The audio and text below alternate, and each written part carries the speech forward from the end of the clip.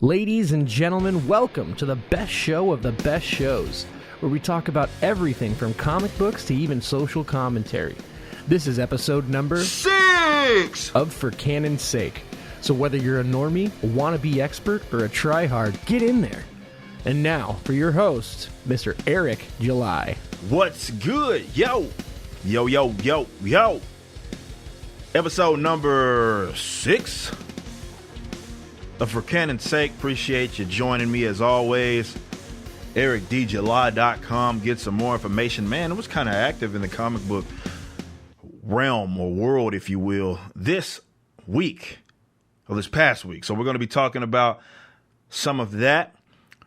We're going to talk about, obviously, my pull list. I'll give you that a little bit later on in the show. Going to talk some Captain Shoehorn, and you know exactly who that is. You know exactly who that is if you watch my videos.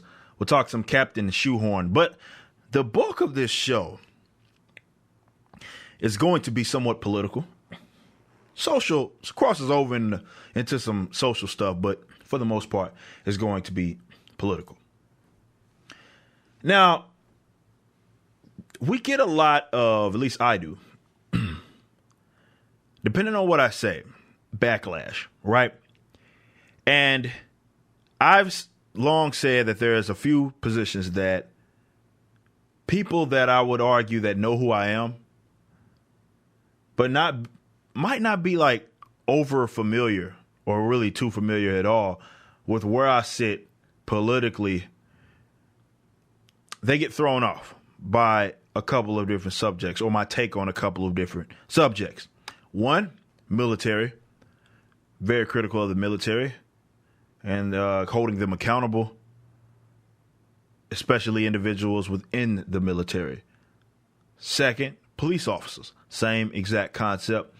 Third, public education, public school teachers as well. And I guess me being critical of them in some way, shape, or form gets me a little bit of backlash. I will admit that. So I put those my more controversial positions, right? Now, the reason why I'm mentioning that is because there's another thing that I don't want to say throws people off. Maybe people get it twisted, right? But Donald Trump, your president, Donald Trump, when I criticize him for something that he does, I've often called him a leftist, for example, but when I criticize him, it's of merit, right? I always speak to something specific that he does, and I'll say, hey, this is wrong. This is antithetical to liberty. This is antithetical to working towards a freer society. And I just always think that it's something to note that a lot of these Trump supporters, they start sounding like a little of the Obama supporters that I dealt with once they hear a criticism of their beloved Donald Trump.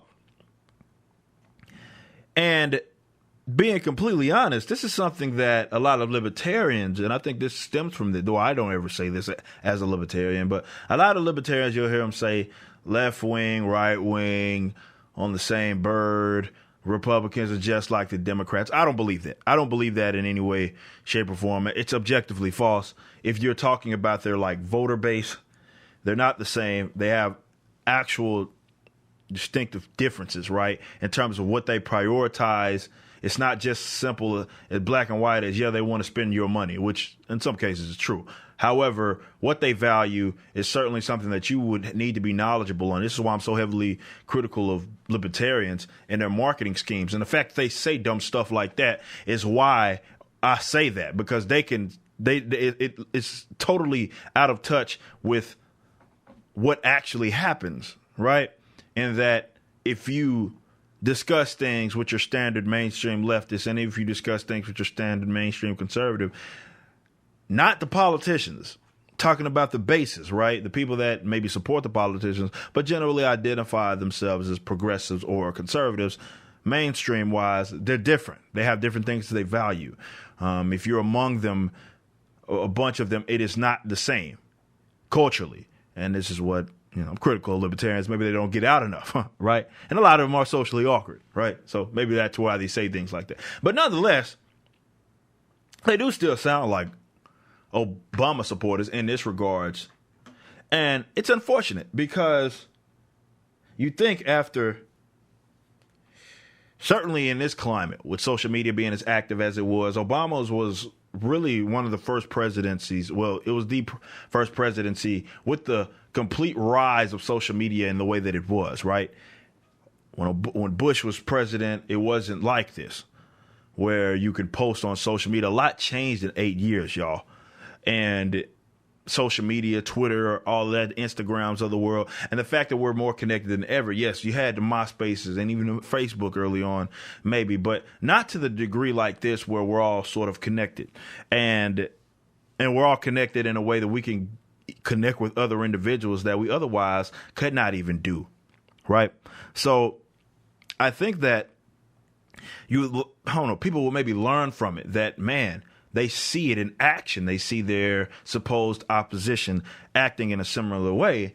And that's me, I guess, being a little too optimistic about these guys, these Trump supporters. And it's not every single Trump supporter, but a lot of Trump supporters have Trump derangement syndrome, which is what they apply to the leftists, but they have it in a different way, in that they will excuse things that he does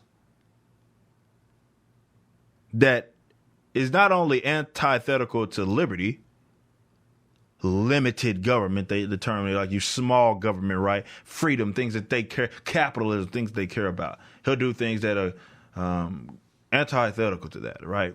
He'll do that, and they'll excuse it.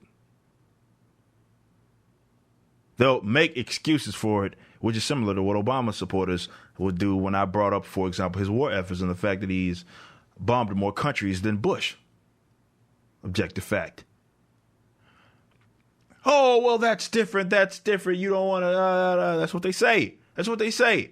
And it's a similar thing coming from the Trump supporters when I brought up, and you may understand where I'm going with this, but it was recently reported that he will be giving $16 billion, a $16 billion bailout to farmers.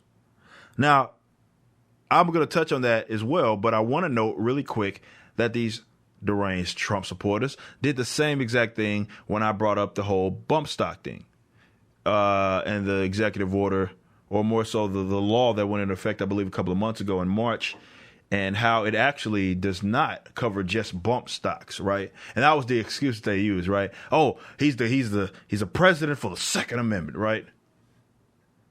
He does more for gun control than what Barack Obama did. The man does more to implement gun control laws than Barack Obama. Believe that. Ain't that something? Ain't that something? But that's what happened. But they did the same thing. They made excuses for, you don't need a bump stock. Not understanding that the law is a lot more than that. It doubles down on the concept of a quote unquote machine gun. That was the reason why they were able to get this passed, referencing old gun control laws and acts. So not only implementing new laws in which you can't make these adjustments to your firearm legally, that is, it doubled down on the pre-existing ones. It's gun control. But, hey, who needs a bump stock? Who needs a bump? Bump stocks are stupid. That's the way they try to cope with it. Doesn't matter what the hell you think is stupid. That's still an infringement.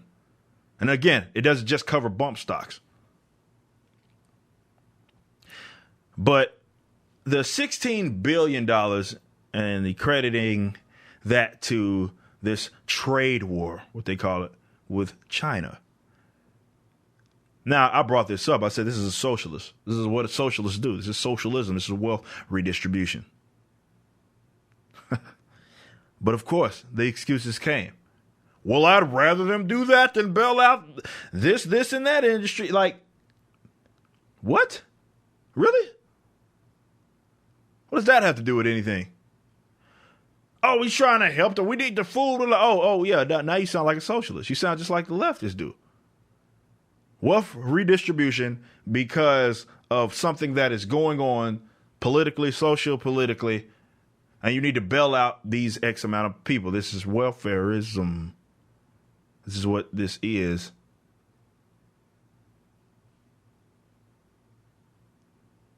Taxpayer dollars are being spent to bail out farmers. Oh, but what would happen if they didn't do the trade war? They're being hurt by the trade war. What would happen? They need help. That's what the leftists say with every other individual when it comes to healthcare, food, and other things when they want to help people in need. And the conservatives on the same side would be like, oh, well, taking our money, taking our jobs and all of that. You know, it's like, come on, man. Really? I'd rather it go to them than illegal immigrants is what they say. Still welfareism. And it's still an antithetical market meddling tactic along with the tariff. And it's funny, when we talk about tariffs is usually unanimous, I would say. The economists that the conservatives like to refer to know how dangerously stupid tariffs are. Straight up. Yet they go do something like this, and it's because, and they allow it, right? And I'm going to speak on this here in a little bit, but they allow this because, you know, it's just statism, right? They gave you an enemy. China is the enemy. China is stealing your intellectual property. They throw these sort of slogans out there, and they all sound the same. The vast majority of them are false. First of all, there's no such thing as intellectual property. It's not a scarce resource. It's not a scarce rivalrous resource.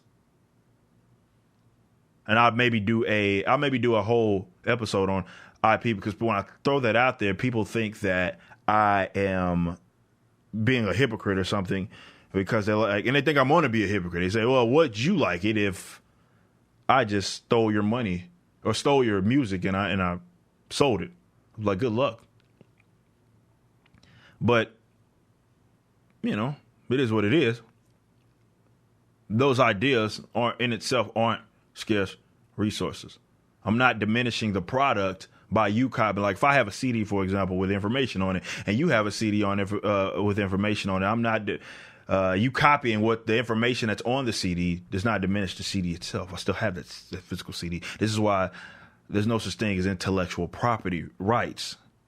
That doesn't exist. They're not scarce resources. Ideas. It's just, you know, state way of monopolizing ideas and punishing people in the event they copy. Now, that doesn't mean that I encourage that. No, I believe that in a freer society, those sort of copyright free of state would exist, if that makes any sense, where you would have licensing and you would have stuff like that where it would be maybe shame-based. Some of that stuff exists right now. Big Cop and all of that, where there's shame-based licensing. So I think that stuff would exist in a freer society, and as well as like digital mediums, stores who want to have some sort of integrity wouldn't resell unoriginal stuff. Some maybe will, but like certainly from a music standpoint, if I want to have a successful music like digital platform, for example, it's going to be in my best interest to say that, or have some sort of policy that says only original work allowed, or original work that you at least asked, you know, you have proof of that, right? Some of that stuff really exists right now, but nonetheless, it's different when we talk about intellectual property and people talk about how China is stealing that, which is not true. It doesn't exist. But they talk about tariffs, and it's funny because people look at tariffs. Now people have switched on it, right? This is how it happens. The Democrats, they'll become anti-tariffs. The Democrats become sort of anti-tariffs because there's a Republican in office, and vice versa when Obama was in office. But unfortunately, people look at these tariffs as if that is something that they're hurting the Americans by tariff. Because China has tariffs. And that's why Trump must increase them. They're losing. They're crapping all over us. All of this nonsense, right? Because they don't understand how the tariffs actually work. First of all, these aren't new. To act like China is just implementing or China having tariffs on the United States, or the United States implementing tariffs on them is new. The tariffs exist. They have existed in the past. To act like China just was had tariffs on the U.S. and we just had none on them in any industry is just horse crap. That is not true historically. It's false. Nonetheless, the tariffs hurt more so the domestic citizenry. Now, you could think that, or you can look at it from a standpoint like, if I want to sell to another country, that, I guess, country is hurting my bottom line if their government wants to tax my goods because the people within it aren't going to buy it. Therefore, I'm not bringing in as much revenue, which is true. But you got to look at it from the standpoint that that's not who exactly they're hurting, because you're selling a good to the people over there in China. So when they tax our goods, which is all a tariff is a tax on imported goods. When they tax those imported goods, you are the individual that has to, so for example, if America taxes China's goods, so Chinese goods, those prices are going to raise on the individuals within it. That's how it works. Oh, it's a negotiation tactic. This is the literal equivalent. Let's say if China is taxing imported goods, raising the prices on their domestic citizens. That's the equivalent to watching them shoot themselves in the nutsack, and then you shoot yourself in the nutsack in order to get them to stop shooting themselves in the nutsack. That's stupid. You shot yourself in a nutsack. I'm not trying to do that. There is no free trade. It doesn't exist if they have tariffs on us. But again, they are more so hurting their own population with those tariffs. But again, it's not like the tariffs didn't exist, like Chinese tariffs on Chinese goods on the American side haven't existed. They've existed. But nonetheless, they're hurting the individuals that buy these cheaper goods. And it's funny because a lot of individuals who make excuses when Trump makes boneheaded economic decisions like this and then tries to patch it with a ban. So a problem that he essentially causes, he's trying to patch it up by shooting, he shoots himself in the nuts, thus shooting everybody else in the nuts within America. But then bringing about some sort of welfare problem or more so welfare solution, which never works, to try to correct it. It's freaking insane. But nonetheless, the goods are raising on the Americans. So the people that depend on those goods, that need those goods, those are the people that are going to hurt due to the tariffs. It's not about, oh, well, you can't compete. People can't compete with Chinese. First of all, that's not true. That you can't compete with Chinese goods being brought in. You can compete. But nonetheless, you're not under any sort of obligation to be able to compete. Where do we get off to this soft-ass society where people think that they are obligated to succeed? This is in every other business, and I don't know why farmers sort of are an exception to the rule right now, which they aren't. I mean, they bail out a lot of different people. But I'm just using this as the current example because that's what we're discussing. But nonetheless, in every other industry, right, people fail. People rise up. You get new businesses come, new businesses go, old businesses go. Things happen, right? You got to compete with the market. It's how a market works. Because you failed, because some outsider maybe came in and sold products cheaper than you, and you didn't adjust your marketing scheme or you didn't adjust your business practices, that's on you. But to act like people can't compete with Chinese goods, that's just horse crap. But regardless, you can't completely ignore the living standards that are being raised because people are able to get cheaper goods. And this is why it's one-sided when people just look at the fact that they're taxing you. Or they're more so taxing the goods. Like, say, if I'm a business owner, I want to sell to China, they're taxing those goods, so I got to raise the prices. Absolutely. which means that they have to pay more. I push the price on the consumer. That's how the tariffs work. But people completely ignore the fact that my standard of living is being raised by having these or access to these cheaper goods. You are actively lowering my standard of living if I have to pay more for goods that I was using. That means as a person that's actually utilizing a business owner or anything that utilizes this product, it's not just exclusive to China, it's anywhere. That's how taxes work. And I don't understand why people can accept that. Even some of these conservatives can accept that domestically, but think that taxing imported goods, they completely ignore that concept, right? Or they change. It's kind of weird. And you remember, and I'm reading this article right now, I brought this up when the whole China was being brought up back, years ago by Trump. A year ago, a couple years ago, what have you. China. Remember when Obama was trying to impose these, he was trying to impose tariffs, or he did, on Chinese manufactured tires. This is back, 2009.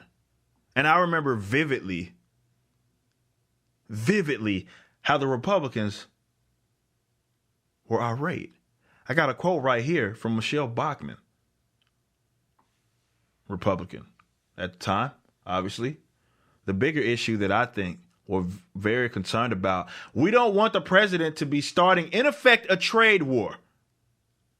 We're very concerned about what we're seeing. We could be seeing our farmers hurt by trade war. That was 10 years ago. And now the sides are just flipped. Now tariffs good.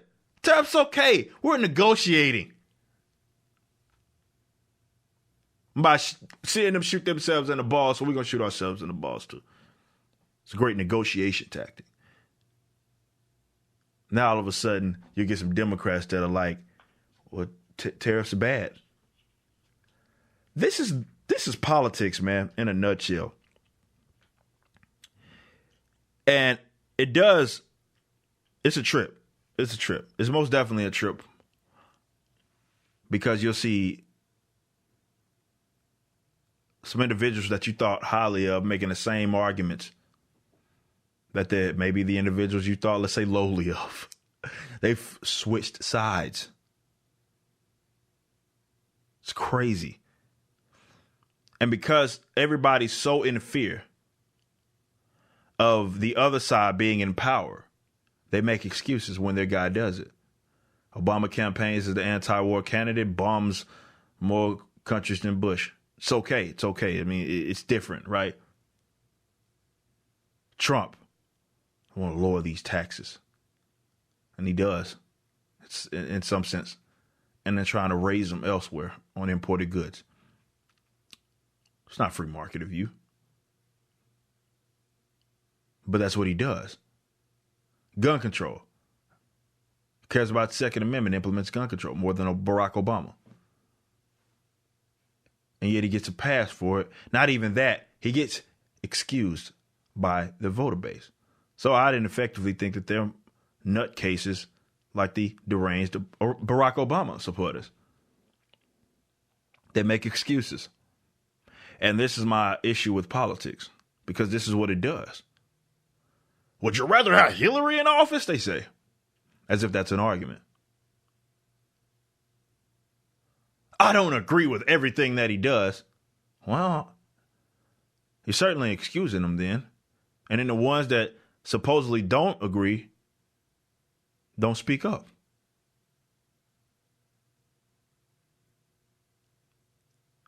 And that's the dangers of politics. It's my guy versus your guy. And by all means, I will bend over if it means, even if it means being hypocritical in a sense. So as long as your guy isn't in office, it's all good. I can contradict myself. I can be a hypocrite. All of that stuff. That's what they say. It's more so effectively what they do. And that is a huge problem with politics. Huge problem. So I encourage you, if maybe you're one of the Trump supporters who's actually hearing what I'm saying, not getting too emotional with the fact that I said what I said, but actually hearing what I'm saying. If you had any sort of integrity and you actually believed in some of the values that you claim conservatives believe in, and this is why the old saying is, at least in my clique, we say, Republicans campaign like libertarians and govern like Democrats. Repeat that one more time. Republicans campaign like libertarians and govern like Democrats. There's very few Democrats, or there was no Democrats really, that give a goddamn about lowering your taxes, freeing the market, or anything like that. Republicans have their homages to your Mike Lee's, your Rand Paul's, obviously OG libertarian Ron Paul back in the Gap. They have some individuals, right? And those individuals are usually very critical at sometimes of President Donald Trump. But nonetheless, as a collective, nothing gets done. We've entered another, record-setting deficits, record-setting, or more so debt rising, record-setting spending is what I meant to say, and it's all good. Kicking the can down the road and selling off the assets of the unborn. They do it. Get another president, doesn't matter. Republicans, they get the House, Senate, doesn't matter, still the same.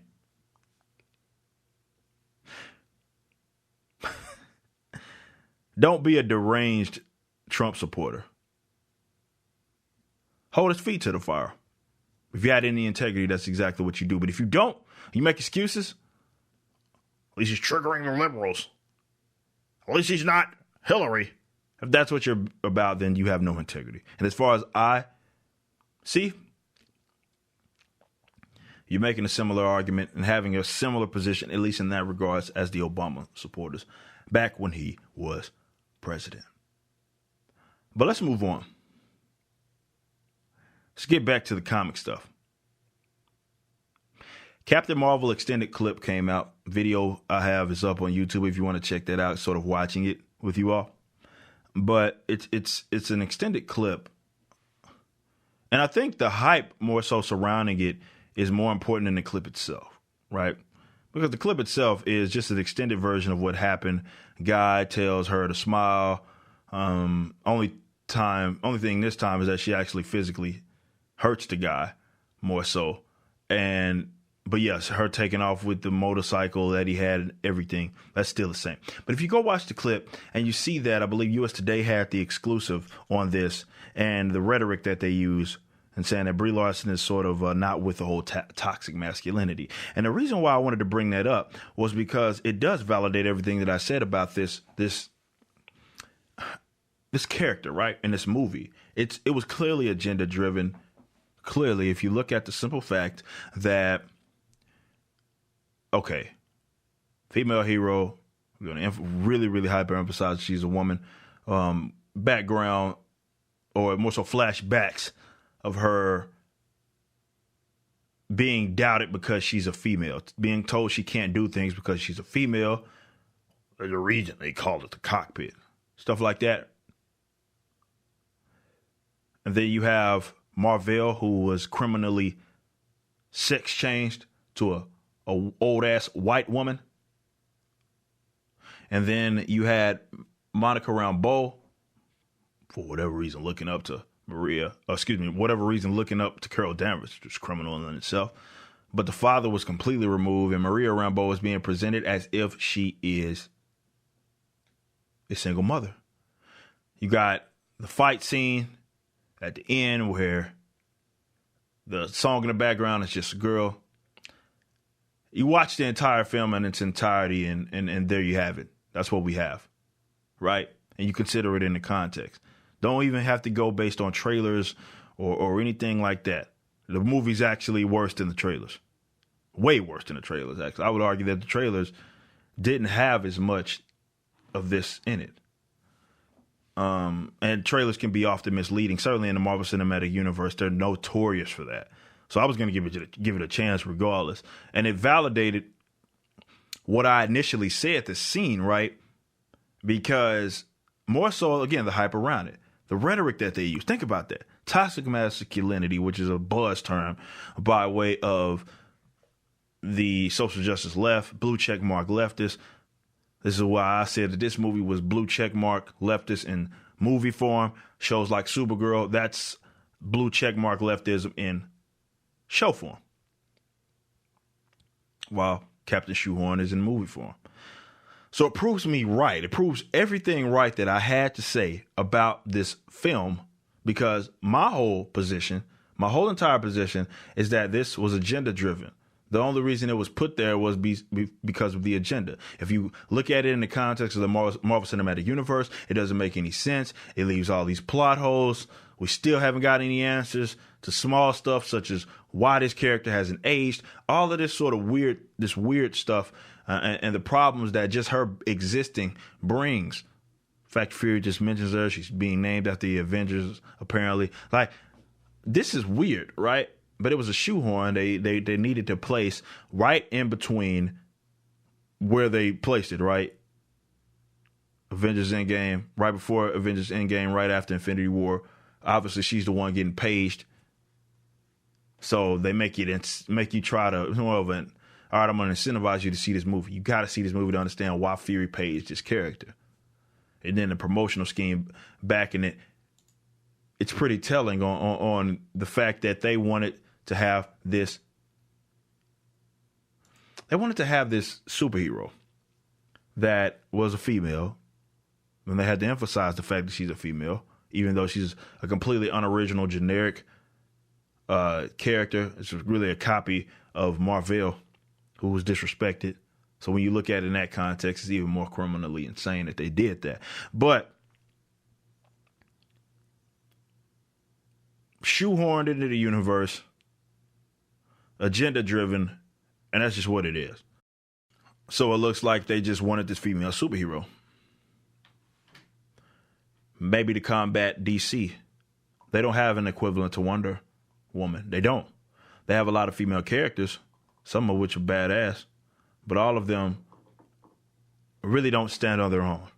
They are affiliated with teams, namely the X-Men. X-Men have a lot of characters that they've been able to bring in. And they're female, but they don't really stand on their own. And Wonder Woman can do that. Wonder Woman does not need Justice League. She doesn't. She's notable. And they also do a great job with other characters. They have the Harley Quinns of the world. They have Catwoman. They have some pretty iconic female characters that don't necessarily need to be with teams, but they are. And it looks like they were trying to combat that by forcing this character that had been canceled in the comic. Even so, the test run of the character in the comic was an utter failure. So they tried to work backwards. They said, you know what? We got to work backwards. Instead of a character being somewhat embraced, at the very least in the comics, we can just push this character on pop culture because we have a Marvel Cinematic Universe now. It was genius. But that extended clip validates it. And I wonder what other extended clips that they have in there that are along those lines and just really expanded upon the ideas that we already thought. That's nuts. Yo, Eric, you nerd. Quit with the mumbo jumbo and talk about some new comics. What's on your pull list for the week? On the pull list for the week, we have War of the Realms Avengers, which is just Avengers issue number 19. Interested to see what's going on with this. Haven't read this particular one yet, but it's surrounding the whole battle that's happening at the Avengers Mountain.